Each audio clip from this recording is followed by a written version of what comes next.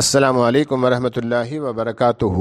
معروف عالم دین مولانا جلیل احسن ندوی رحمہ اللہ کی مشہور و معروف کتاب سفینہ نجات کے باب شوہروں کے حقوق کے ذیلی عنوان خاوند کی ناشکری سے حدیث نمبر 114 پیش کرنے کی سعادت حاصل کرتا ہوں۔ بسم اللہ الرحمن الرحیم۔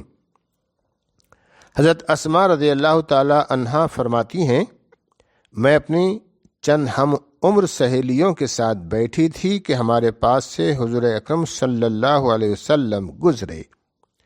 آپ صلی اللہ علیہ وسلم نے ہمیں سلام کیا اور فرمایا، تم اچھا سلوک کرنے والے شوہروں کی ناشکری سے بچنا۔